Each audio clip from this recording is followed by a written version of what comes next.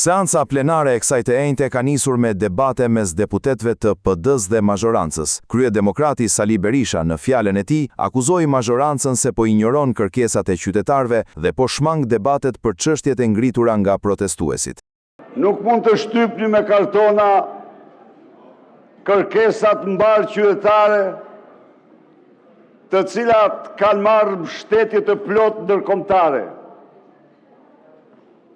Kërkesat e qytetarëve për largimin e menjëhershëm të Edi Ramës, për anullimin e të gjitha ligjeve të amenduara nga Edi Rama për mbrojtjen e mjedisit, me të cilën ju ndërtuat aeroportin e Vlorës.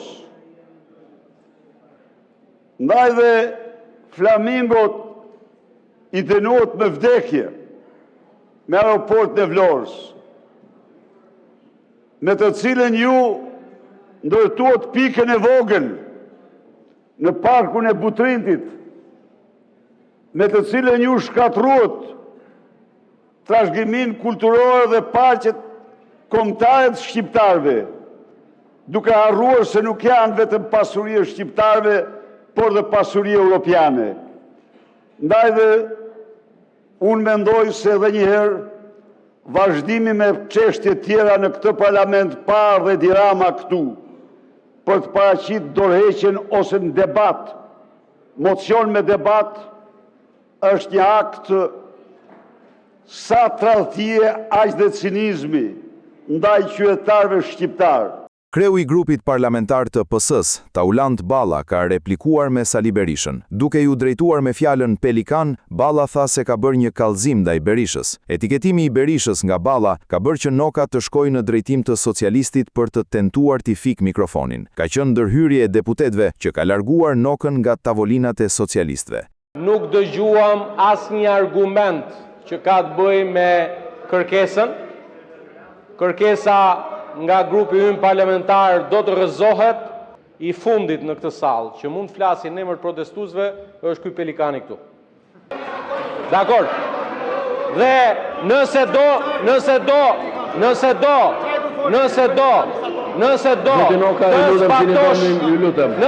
të zbatosh, unë të sfidoj, Sali Berisha, unë të sfidoj. Sot pas dite shkon protest. Shkon dot protest.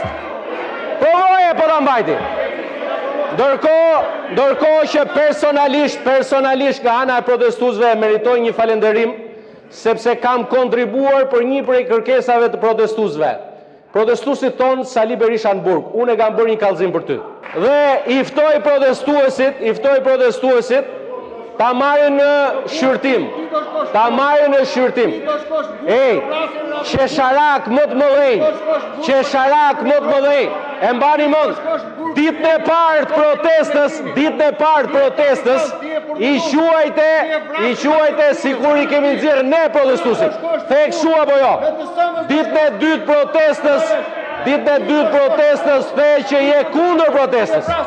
Ndërkohë që sot del zotrote, janë përfaqësuesi protestës.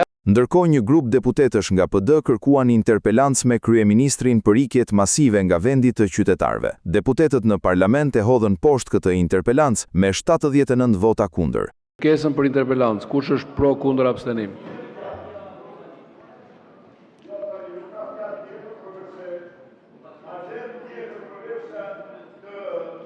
Numëroni votat, ju lutem.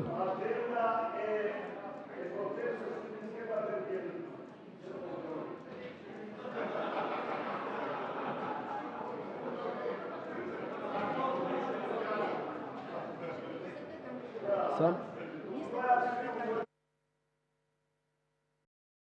28 pro, 70.